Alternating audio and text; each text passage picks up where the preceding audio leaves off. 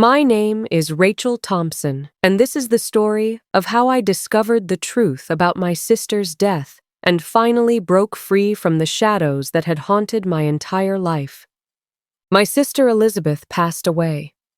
Her husband, Jonathan Miller, earns $150,000 annually and holds an MBA from Harvard Business School. Family and friends took turns urging me to marry my brother-in-law, including my mother, Carol. I refused their suggestions completely. My mother said to me, "If your sister were still alive, a man like your brother-in-law would never even consider someone like you." I had dropped out of high school and been through one divorce already. I truly would be reaching far above my station in life. After we married, Jonathan never looked at me properly, let alone showed any physical affection. I longed to have children of my own. My mother's response was harsh and cutting. "With your genes, compared to your sister, you fall far short. Any child you might have would surely be a burden on the family. Just focus on raising your sister's children properly." I believed Jonathan's refusal to touch me was proof of his deep love for Elizabeth. Then 3 years later, I opened the diary app on my sister's phone and discovered the devastating truth. "Aunt Rachel, could you be my mommy?" came Emily's innocent voice from behind me.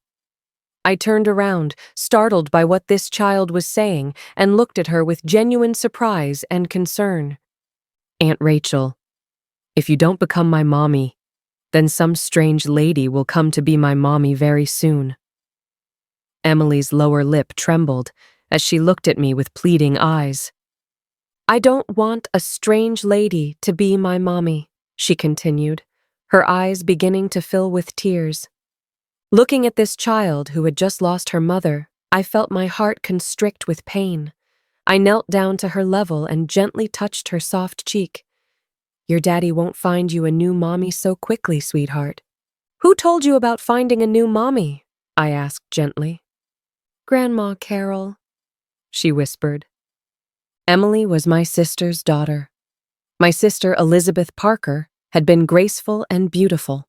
A Stanford University graduate who worked as a marketing director at a Fortune 500 technology company in Silicon Valley. My brother-in-law, Jonathan Miller, was tall and handsome, held an MBA from Harvard Business School, served as vice president at a NASDAQ-listed software company, and earned $150,000 per year. They had been married for nearly 10 years and had 2 children together. They owned an $800,000 colonial-style home in Greenwich, Connecticut.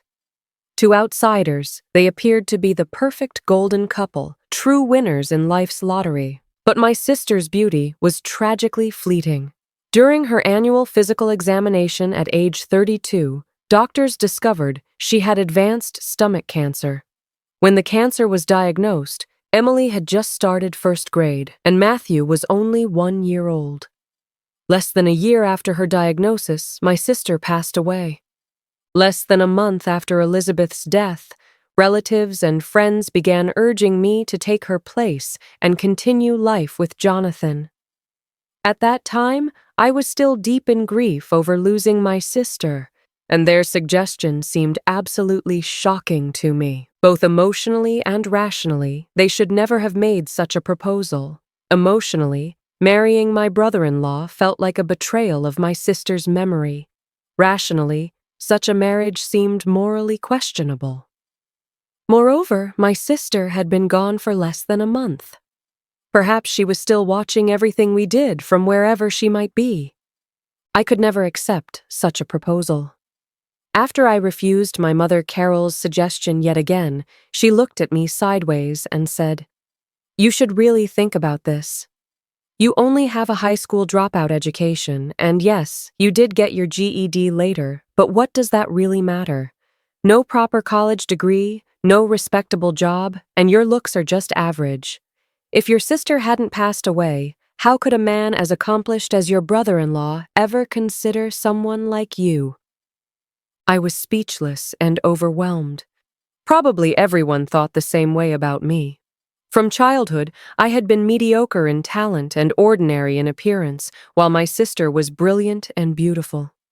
She had always excelled in school and was constantly surrounded by outstanding admirers.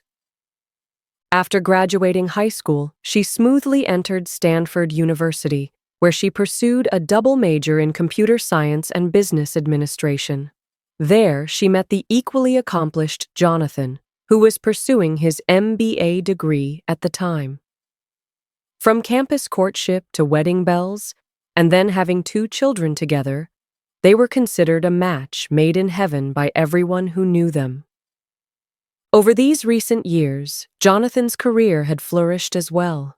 He had risen from an ordinary product manager all the way to vice president, overseeing the company's entire West Coast operations. From society's perspective, if not for my sister's sudden passing, I truly could never have attracted such a successful man. However, I could never bring myself to betray my sister's memory. Perhaps seeing that I stubbornly refused to accept their suggestions, my mother Carol turned her attention toward the children. This was exactly the kind of thing I could expect from her. When she couldn't persuade me directly, she began working on the children's minds instead. I knew that her eagerness for me to marry Jonathan wasn't solely about the children's welfare. While other relatives and friends might genuinely have the children's best interests at heart when suggesting I marry my brother-in-law, my mother Carol definitely had her own calculations in mind. She couldn't bear to lose such an excellent son-in-law. Jonathan earned substantial money and treated her well.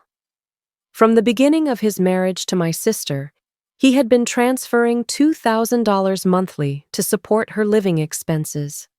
In America, this was no small amount, enough for her to live quite comfortably in her Florida retirement community. If Jonathan married someone else, that money would certainly disappear. My happiness had never been within the scope of her considerations. After all, from childhood, I had always been the one who disappointed her and brought her shame. To avoid having to invest much effort in me when I was just starting 9th grade, she couldn't wait to send me away to an expensive boarding school in Vermont. She claimed it was for my own good, to provide me with better education opportunities. If I hadn't suffered severe bullying at that boarding school, which led to my developing depression and anxiety, perhaps my academic journey wouldn't have ended with high school. For my sister, however, to provide Elizabeth with an excellent learning environment, she was willing to move to Palo Alto, California, and rent an apartment to accompany her throughout all 4 years of college. My mother understood the art of emotional manipulation perfectly. A child's innocence and pitifulness were indeed the most effective ways to touch people's hearts. After Emily's several pitiful pleas for me to become her mother, I began to waver in my resolve. Emily and Matthew were the flesh and blood my sister had left in this world, the continuation of her life. I began to consider the possibility of caring for them properly in my sister's place. Regarding my sister's death, I often felt a sense of unreality. When I first heard about her diagnosis, my mind went buzzing, and then I burst into tears with a wailing sound. Using the phrase earth-shattering to describe my emotional state at that moment wouldn't be an exaggeration. My mind went completely blank, feeling as though the sky had fallen down. I admit that along with love for my sister, I also harbored jealousy, but it was only mild jealousy. The word envy would be more appropriate to describe this emotion. I was envious that, as sisters born to the same mother, my sister could have such a brilliant life while I possessed everything any girl could want. Meanwhile, I was exactly as my mother described, nothing more than an ant in a gutter that nobody would notice if it died. Indeed, I couldn't succeed in studies, couldn't succeed in work, wasn't attractive, and couldn't maintain a successful marriage. Additionally, having been suppressed from childhood, I had developed a gloomy personality and barely had any friends. I often wondered whether my sister and I were truly biological sisters, but rationally, I understood that my sister's glamorous success was the result of her hard work and dedication. I had witnessed firsthand all the academic struggles she had endured from childhood. Moreover, my sister was extraordinarily kind and always treated me wonderfully. All the maternal love I had missed from our mother, she had provided to fill that void. I was 10 years younger than my sister. After dropping out of high school, I couldn't find work and had no money to survive. Without my sister's continuous financial support, I would have struggled greatly through those dark times. At that period, she had just graduated from college and started working, so her salary wasn't particularly high. Nevertheless, she transferred $500 to me every month, ensuring I could rent a small apartment and wouldn't end up homeless on the streets. Therefore, my relationship with my sister had always been very good, and I had always harbored thoughts of wanting to repay her kindness. During the year my sister was ill, Jonathan was busy with various matters related to the company's upcoming public offering and couldn't devote his full attention to caring for her. Our mother, Carol, after learning about my sister's illness, actually found excuses to run off to a resort in Arizona for recuperation, claiming she also needed to restore her own health. After much consideration, I quit my job at a local coffee shop and moved to Connecticut to care for her wholeheartedly. When my sister was seriously ill, in addition to caring for her, I also had to look after her 2 young children. Having no children of my own, within just a few days, I learned basic maternal skills like making baby food, feeding, and changing diapers. Although Jonathan's mother, Ruth, also lived with them, aside from giving orders and criticizing, she couldn't help with anything practical. Ruth suffered from severe arthritis and had limited mobility, making her unable to perform any physical tasks.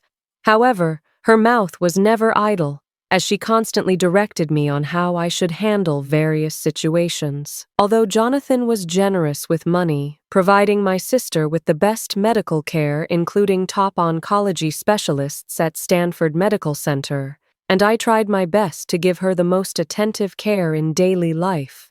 Less than a year after the cancer diagnosis, my sister still passed away. What my sister couldn't bear to leave behind must have been these 2 children. Through nearly a year of contact, my emotional bond with Emily and Matthew had grown deeper and deeper. If Jonathan married someone else, these 2 children would indeed be pitiful. However, I wondered what Jonathan was thinking about all this. After deciding to marry Jonathan, I shared my thoughts with my mother. After all, my sister's departure had been such a tremendous blow to him that he probably didn't have the mental energy to consider remarriage at the moment. After my sister's death, Jonathan went days without sleep or food. For a long time afterward, he didn't shave his beard or speak to anyone, and he seemed to age 20 years overnight. Everyone said Jonathan's love for my sister ran exceptionally deep. Furthermore, compared to my sister, my conditions were inferior in every aspect. Could he possibly find me acceptable? After hearing my concerns, my mother winked at me and said, "Don't worry about that. He'll agree to it."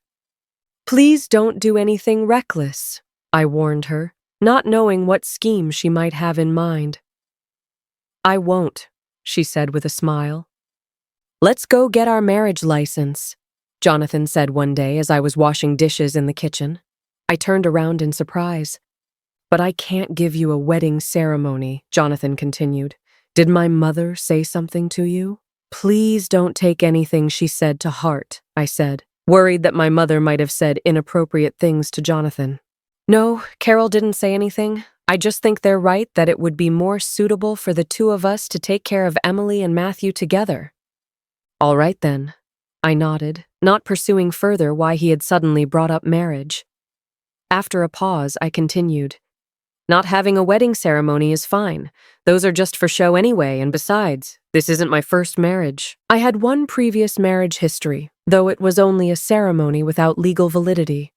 I was only 18 at the time and held a ceremony at a small chapel in Las Vegas. but later discovered that the officiant didn't have proper legal credentials, so that marriage was never legally established. My separation from my ex-husband had my mother Carol's contribution to it. After collecting $10,000 in what she called a dowry, she claimed this was a new American tradition, and hosting the wedding, she probably felt my value hadn't been fully exploited yet.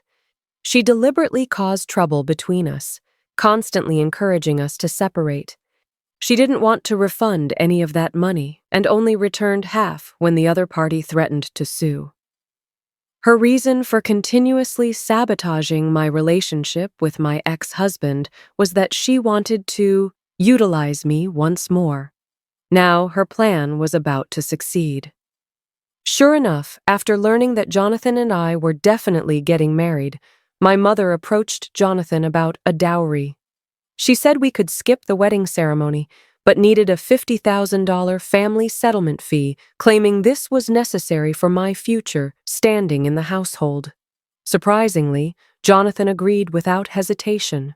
When my sister got married with her excellent qualifications, my mother hadn't demanded much. She probably figured that my sister was capable and would continue supporting her in the future, so being too demanding might actually reduce her long-term benefits. As for me, being a waste of space, if she didn't grab some money during the marriage, it would be difficult to extract much from me later. This showed how shrewd she was. After my sister's marriage, she and Jonathan transferred $2,000 to her monthly, plus additional money for Thanksgiving, Christmas, and Mother's Day, totaling at least $30,000 annually. Over these years, she had received at least $200,000 in support. My father had passed away long ago, so all this money was hers alone. She was extremely stingy and had never been seen spending a penny on anyone else. I wondered whether she had spent this money or saved it. Looking at her appearance, she must have spent quite a bit. She now lived in an upscale retirement community in Florida, drove a new Lexus, and wore various luxury watches and jewelry. Through my 2 marriages, she had demanded money twice, and each time she asked for excessive amounts.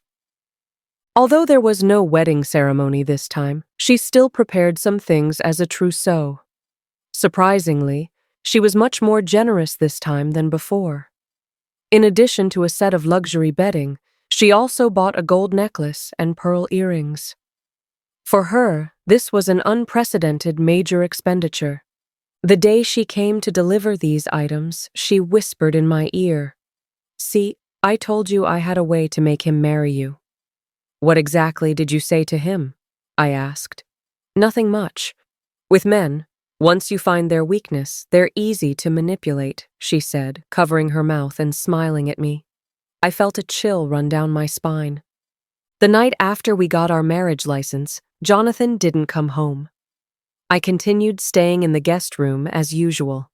The reason I had been living in my sister's house was to take care of the 2 children. After my sister passed away, caring for the children became a problem. I asked my mother to come help with childcare for a while, but she directly refused. She said, "My health isn't good, and I have many club activities to attend. I can't and don't have time to watch the children." "How about this instead? You continue helping Jonathan," she said with a sly smile. "But you can't help for free anymore. Let Jonathan pay you market rate."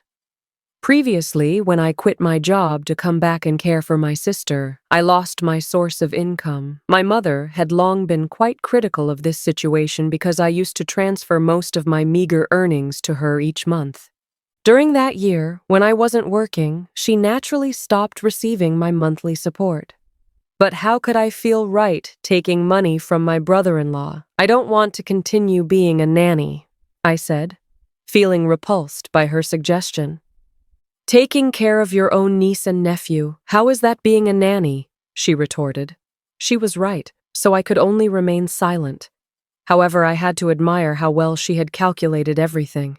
She herself was afraid of hardship and fatigue, unwilling to come care for her own grandchildren, so she had me do the work.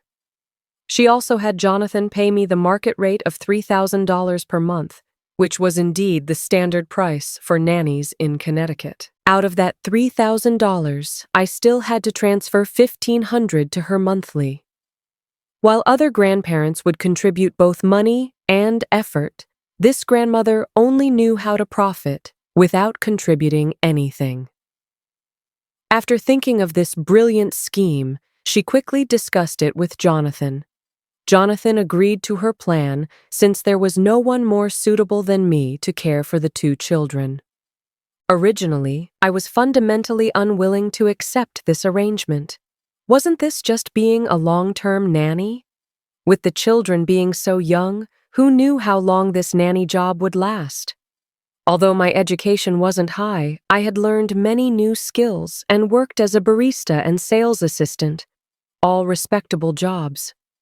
I was reluctant to do domestic work in my heart.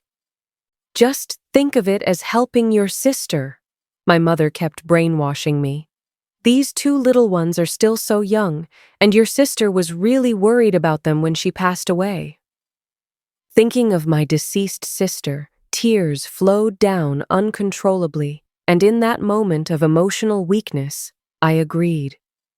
Even though I chose to marry Jonathan to care for the children, I still felt terrible about betraying my sister. I didn't dare enter the room where she had lived.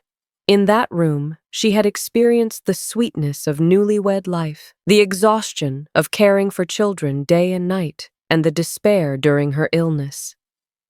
The room held too much of her presence. Moreover, Jonathan had never invited me to move into the master bedroom. Even though Jonathan and I were legally married after getting our license, I could only continue living in the guest room. Jonathan never entered my room, let alone showed any physical intimacy. After coming home from work each day, he rarely spoke to me. Aside from occasionally playing with the children, he would hide in his study to handle work or exercise in the basement gym. My mother said this was because he loved my sister so deeply, showing he was a man of deep emotions and worthy of lifelong commitment. However, my intuition told me that his refusal to touch me was simply because he didn't like me.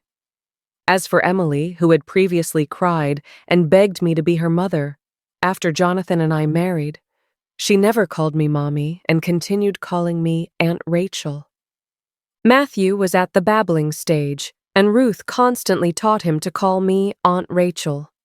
Ruth never truly accepted me either. Every day at home, aside from giving orders, she did nothing else.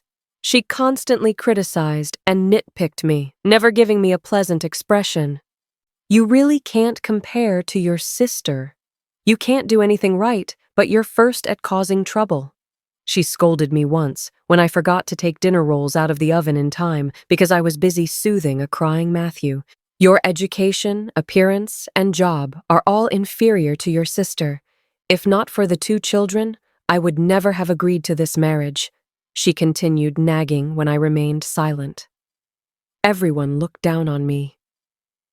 When my sister was alive, I lived in her shadow. Now that she was dead, I still lived in her shadow. Regardless of how much they disdained me, I ultimately took very good care of my sister's two children. 3 years passed, and even Matthew started kindergarten. I could finally breathe a little easier. Since I was already married to Jonathan, I also wanted to have a child of my own. I tried to dress myself more attractively to catch his attention. Late at night, I found excuses to invite him to share wine with me. But even when I got him drunk, he could push me away at crucial moments. I exhausted every method, but Jonathan never intended to share a bedroom with me. He seemed to never regard me as a woman. Once, I spoke directly to him. I want to have a child of my own. Jonathan, without looking up, responded indifferently.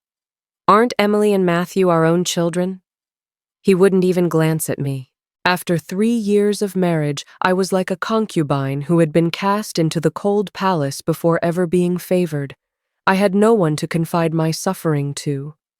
Once, unable to bear it, I complained to my mother. As a result, she said, with your genes, compared to your sister, you fall far short. If Jonathan doesn't want children, then don't have them. Any child born might be a burden anyway. I had struggled academically since childhood, but that didn't mean I was mentally deficient. How had I lost even the right to have children? Just raise Emily and Matthew as if they were your own, she continued. I blushed with shame and humiliation and finally talked back. Then who gave birth to this burden you're talking about? Slap! I immediately felt my cheek burning.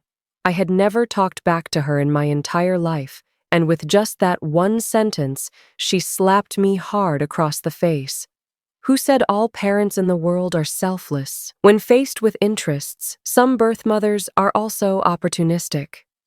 Who said all parents under heaven love their children? Some birth mothers only treat their children as money-making tools. I was furious inside. My jealousy toward my sister also occasionally surfaced due to others' suppression and comparisons. But I wouldn't let jealousy take root and grow, because I knew my sister was the only person who had ever treated me sincerely. Moreover, she was truly excellent. She was like a swan, while I was an ugly duckling who could never become a swan. My sister was not only outstanding, but also had a good personality. I was willing to live in her shadow. However, I was increasingly unable to tolerate how everyone around me used the excuse that she was better than me to exploit me. Since my sister was so wonderful, how could they bear to do such malicious things to her? I had always thought my sister possessed all the beautiful things in the world, including the love of those who oppressed me. I had willingly lived under my sister's shadow like this for so many years.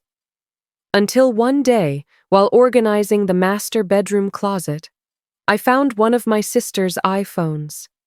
After my sister passed away, her clothing and belongings had all been disposed of, as if she had never existed in this world. This phone was probably one of the few items she had left in this world. After charging the phone and turning it on, I discovered it was set to fingerprint unlock, but strangely, my fingerprint could unlock it. So I opened it and looked around, finding my sister's diary in the Notes app. The contents inside were shocking to me. Mastitis again, fever of 104 degrees Fahrenheit. I cried and begged Ruth to help me with the baby for a while. She scolded me, saying I shouldn't eat randomly, otherwise, how could I get mastitis? Actually, I hadn't eaten anything unusual. It was just a normal reaction due to postpartum hormonal changes. 6-week postpartum checkup, psychological test showed I was severely depressed. The doctor recommended I see a therapist, but how could I get away? I asked Jonathan and Ruth for help, and they said I was just being dramatic. I couldn't count on my mom at all. Aside from asking for money, she never came to see me. Sometimes I think about just jumping off the Golden Gate Bridge with Emily, ending it all once and for all. At home, Ruth fired one nanny after another, saying this one couldn't cook well, that one didn't clean properly. No one could help me. I was completely on my own. After Emily was born, he never touched me again. I thought it was because I had become overweight after childbirth, and he was no longer interested in me. Until I discovered evidence of his affair. It turned out that when I was pregnant with Emily, he was already involved with Amanda, the female vice president at his company. I didn't dare mention divorce to him. After having the baby, I was demoted and given a pay cut at work from marketing director down to regular manager, with my salary dropping from $80,000 to $50,000. I had no family support to rely on, and I didn't have the ability to raise Emily alone. Moreover, under California law, he might not be willing to give me custody of Emily. When my mom came to see me last time, I thought she would advise me to divorce. Instead, she told me to make the best of it.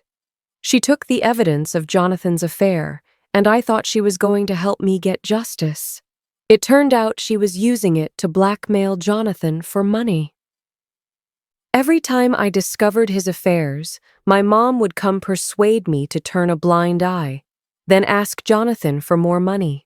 I mentioned divorce several times, but Jonathan wouldn't agree. I knew what he was worried about. He had just been promoted to VP. The company was about to go public, and divorce would have too big an impact on his career. After 5 years, I found it strange why he was suddenly being affectionate toward me again. I just found out I'm pregnant. Turns out he wants a son. In California, sons and daughters have equal inheritance rights, but his family has traditional patriarchal ideas. I've been diagnosed with advanced stomach cancer. Maybe it's for the best. An early release might be good. I just can't bear to leave Emily and Matthew. I couldn't bear to read anymore. My heart was beating violently, tears sliding down my cheeks. The hand holding the phone was trembling slightly and involuntarily. My sister, who appeared to be cherished and adored on the surface, was actually, like me, just a tool for those people. A tool for bearing and raising children. A tool for childcare. A tool for making money. My sister probably developed cancer from accumulated depression and stress. Each of them was an executioner who killed my sister. But the dead were gone, and saying more was useless. All of my sister's pain had dissipated with her passing. I could only hope she was living better in another world. But what about me? I had taken my sister's place, becoming Jonathan's wife, and becoming the second version of her. Everything she had endured, I had completely inherited. It seemed Jonathan agreed to marry me only because of my mother's threats. My mother definitely used evidence of his past affairs to blackmail him. His current career couldn't tolerate the slightest negative impact. The company was preparing for an IPO, and any scandal could affect the listing process. My mother really knew how to use the same trick repeatedly. Coincidentally, I was also a reliable childcare nanny. Why wouldn't he be happy with this arrangement? My mother, Carol, who appeared to pour her heart out for my sister while suppressing and neglecting me, was actually just calculating benefits and costs. As for that evil mother-in-law, Ruth, who viewed us sisters as thorns in her side, she was purely malicious by nature. So my situation was exactly the same as my sister's. But I couldn't continue enduring silently like my sister had. I was determined to make them pay the price they deserved. However, I needed to plan carefully how to proceed. After considering for several days, I confronted Jonathan, questioning him about his affairs and emotional abuse of my sister. He was very shocked and asked how I could know these things. I waved the phone in my hand. My sister recorded all her grievances. He tried to grab the phone from my hand. I smiled contemptuously. I've backed up everything inside. That day after reading it, I had recorded a video of my sister's diary entries. I had also backed up all photos, text messages, and other evidence of Jonathan's affairs from the phone to iCloud. Jonathan's eyes flashed with panic, but he quickly pretended to be calm. He cleared his throat and said, "So what? Those are all things from the past. Elizabeth is no longer here. Aren't you afraid I'll expose your romantic scandals to your company's board of directors?" I looked at his face and continued, "As far as I know, your company is currently in a critical stage before its IPO. If your personal moral issues as a VP affect the company's reputation, what do you think the company will do to you?" Before confronting Jonathan, I had thoroughly researched his position at the company and the company's situation. Like mother, like daughter. You and your mom really are cut from the same cloth. Jonathan became angry with embarrassment after hearing this. You really can't compare to your sister. He shouldn't have mentioned my sister. Once he did, my anger flared up. You have the nerve to mention my sister? My sister was good, yet you were fooling around with other women. My sister was good, yet your mother treated her that way. You pick on soft targets, don't you? So, what are your conditions? Jonathan saw my firm attitude and took the initiative to ask. I snorted coldly. You and I divorce, I get half the assets, and both children come with me. Child support of $2,000 per month for each child until they turn 18. Additionally, you'll pay for their college tuition. Are you crazy? We're just a second marriage couple and you want half my assets? The children are mine and Elizabeth's. What do they have to do with you? Whatever you want. I've stated my conditions. Take them or leave them. After speaking, I turned and left. Less than an hour after separating from Jonathan, my phone rang. It was my mother calling. She had essentially delivered herself to my doorstep. Even if she hadn't contacted me today, I would have sought her out. Rachel, I heard from Jonathan that you want to divorce him. It seemed Jonathan had already told her everything. Yes. Did he come to you to discuss countermeasures? I said. What countermeasures? You two are doing fine. Why divorce? My mother said with an awkward laugh. Doing fine? He hasn't touched me in years. Is that fine? When my sister was alive, he was running around with other women. Is that fine? He drove my sister to death. Is that fine? I shouted loudly. For the children's sake, stop it. Don't try to manipulate me with the same tactics you used on my sister. My sister was driven to death by all of you, and I won't follow her path. I refuse to let her use the children to guilt me anymore. How can you talk like that? Your sister died of cancer. How did we drive her to it? The stomach is an emotional organ. For 10 years, she suffered torment from all of you every day. It would be strange if she didn't get sick. Well, if you divorce, you won't be able to find such a high-earning man again. In her eyes, money always came first. My voice grew louder. Compared to money, preserving my life is more important. You don't want us to divorce because you're afraid of losing your long-term meal ticket. Also, let me warn you in advance. During our divorce proceedings, don't interfere. Otherwise, your history of blackmailing him will be enough to give you serious trouble. I threatened her with legal consequences. Moreover, I've firmly recorded everything you've done to my sister and me. My sister and I were both just your money-making tools. Since that's the case, spend the rest of your life with that money. After saying this, I immediately hung up, not wanting to hear any of her explanations. Jonathan firmly refused to agree to the conditions I proposed. After all, this was wealth he had accumulated through years of hard work. How could he bear to give me half of it? As for the children, although he didn't seem to care much about them usually, he was unwilling to give them to me, his sister-in-law. My evil mother-in-law Ruth, with her serious, patriarchal thinking, might agree to give me Emily, but she would fight to keep Matthew to the death. However, with my sister no longer here, leaving the children with their irresponsible grandmother and father meant who knows what kind of wrong paths they might take in the future. Over these years, I had always treated them as my own. Although they never called me mommy, our emotional bond was similar to any other mother and children. So, for the children's psychological health and future, I had to take them with me. To make Jonathan obediently sign the divorce agreement according to my demands, I needed to prepare more evidence. Have you thought it over? I asked Jonathan as soon as he walked in 2 weeks later. He was still the same, always busy until late at night before coming home. The conditions you proposed are completely unreasonable. I could never agree to them, Jonathan said as he walked directly toward the master bedroom.